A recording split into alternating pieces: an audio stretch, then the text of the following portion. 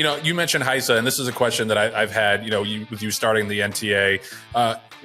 Is this can this be a hand-in-hand thing between you and HISA, or are you guys somewhat at odds? Because I just wanted to quote something you wrote. It's about the Paco Lopez incident we all saw where he hit the horse in the face. And you said, the actions today of veteran jockey Paco Lopez were completely, totally unacceptable, inexcusable, and reprehensible. There's no place for this in our sport. 1,000% agree. Who could disagree with that? Then you said, this is why racing needs a national governing body and jurisdiction that reviews all these important matters immediately and can act on them promptly. Isn't that what HISA did? Didn't they step in and suspend Paco Lopez indefinitely, and he's not going to be allowed to ride horses again until he satisfies some requirements? Like, isn't that something that kind of already exists? Joe, how many times has HISA done it that fast? Just curious. Well, I haven't seen an incident like this. It's a unique incident. Joe, I know I don't want to take credit for this, but I'm going to ask you this.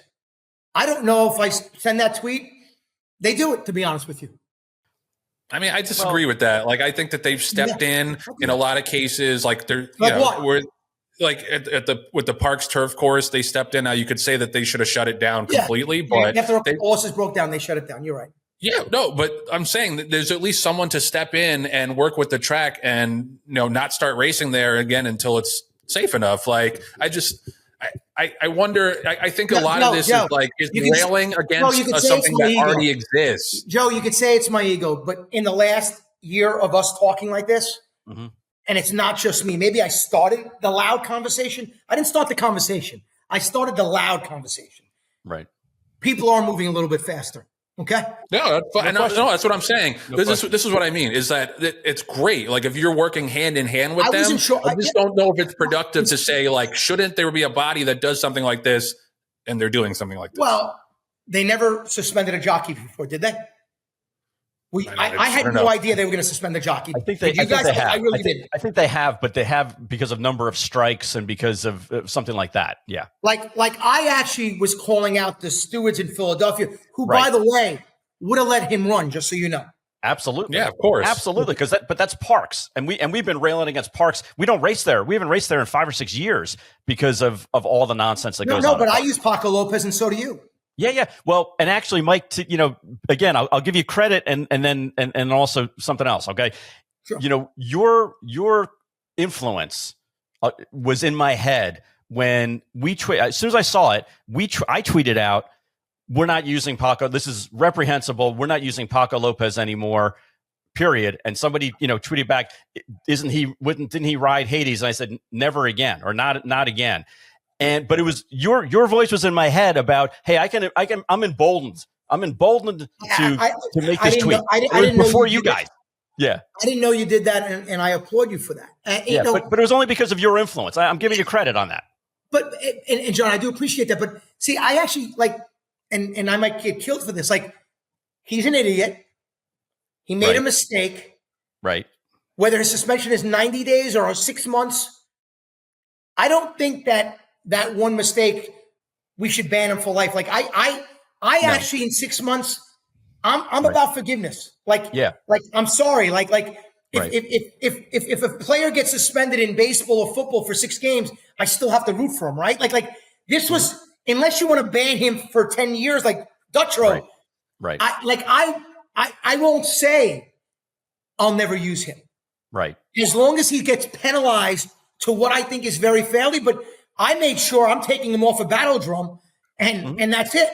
But I'm not going to say I'm never going to ride him again, because I believe in forgiveness. Listen, Paco hasn't been the cleanest jockey in 20 years. Let's just be honest. And I've used him, and you've used him, right? Yeah. I mean, he's almost killed humans. Forget about hitting a horse, by the way, right?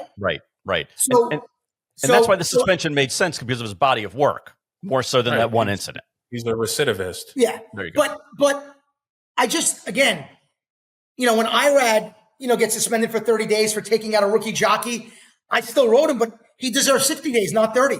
The jockey that pulled up the wire the first time, that was a mistake. The second time, he should have got 60 days.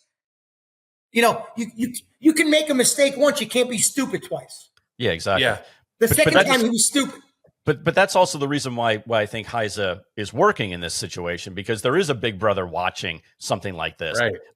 And I'll give you an example. You know what? When HISA goes after George Weaver, who's never had had an issue for metformin, and all of a sudden they stop him immediately and scratch all his horses and overreact. By the way, I am a huge fan of Lisa Lazarus. I mean, first of all, I'm a bigger fan of her son, who goes to Dartmouth and plays football. Him and his friends come to Saratoga. I'd rather hang out with him than Lisa any day. He's way cooler. And Lisa's great. Come on. I said she's great, but I like her son more. All right. I think you're great. I think you're great, but I like your father a lot more. Yeah, join the club. Join the club. I think Joe's great, but I like Jason Blewett a lot more than Joe. For sure. I'm not saying I like you guys. I just like people more. Don't get offended. So at the end of the day, I do love Lisa, and you know what? Surprisingly, I go to her on things when I want to bounce something off somebody, and she goes to me. Believe it or not, like I don't believe the that. biggest thing about I hope people aren't stupid enough to see an entrepreneur like me thinking that I just am playing on Twitter. I play strategic games on Twitter. Trust me. I'm talking to every stallion farm, every organization. I have meetings, and Pat and I are doing a lot of this. And this is going to take time, man. I need the Jockey Club for this to work. I need the Breeders' Cup for this to work. I need HISA for it to work. I need Churchill, Naira, Gulfstream. I need all these organizations to work. My goal, and I shouldn't even be telling you guys this, but you guys are breaking me down here. In January, Pat right now is working on a meeting in Florida with all the top leaders in this game, 10 of them. They've never sat in a room and a table. I'm going to pay for their hotel. I'm going to pay for their dinner. We're going to put a bunch of topics up. And all I'm going to do is be the waiter. Just what do you need, guys? Talk this out. Like, let's bring this up. Let's put that in the parking lot. At the end of the day, if we agree on 3 of 10 subjects, let's fix the 3. Yeah, exactly. Exactly.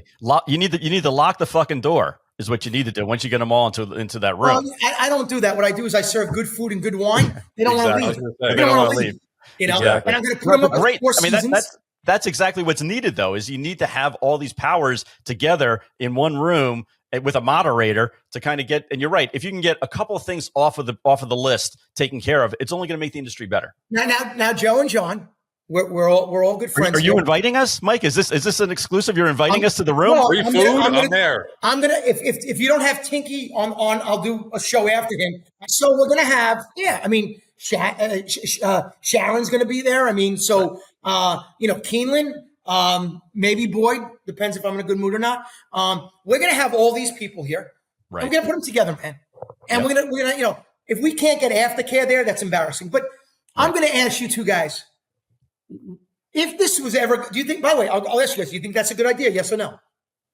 Yeah. I think it's more cooperation, the better. Yeah. Okay. I think it's a phenomenal idea. And Mike, you named a lot of the people that need to be in that room, whether it's Lisa or Shannon or Jim Gagliano or I'm going to share the Gagliano and Everett, Drew Fleming, Bill, Belinda and Aiden, Dave O'Rourke, Boyd, Jim Gagliano, I don't know Everett I said,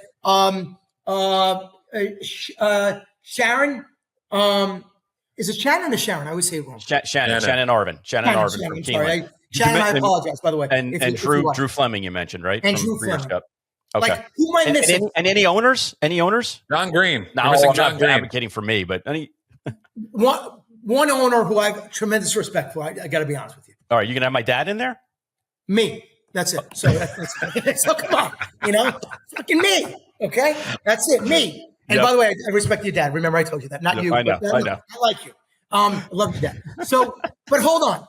I just don't want any owners there because this isn't even about me. Right. Like I want these guys to figure it out. I have thought about a stallion farm, 1 or 2 big stallion farm. That's the only one I'm also thinking. But help me out. Is there anybody? The other ABC boards to me are useless. Is there anybody off the top of your list? Help me. You guys, this is our board meeting right now. Go. No, you named all the important people. That I can think of as far as checking boxes from all the right different divisions of racing. I think somebody from Kentucky, whether it's Spendthrift or Three Chimney or or any of the Lane's End or any of the other big farms, but it's got to be the right person, because again, just because they have the name doesn't mean that they have the entrepreneurial spirit or they have the ability. Eric, since this is just between the three of us and no one's going to see this anyway. Yeah, nobody's going to see this. Eric Gustafson and Ned. The reason why and you got to have somebody from Coolmore. You got to have somebody from Coolmore if you're going to have somebody from a Kentucky barn. I mean, listen, everybody knows that I have a good relationship with Coolmore, but I'm not best friends with them like Jon Stewart, but I have a relationship with them. Exactly. But they're the 800-pound gorilla. They are the 800-pound gorilla in the breeding. You know what? I got news for you. I mean,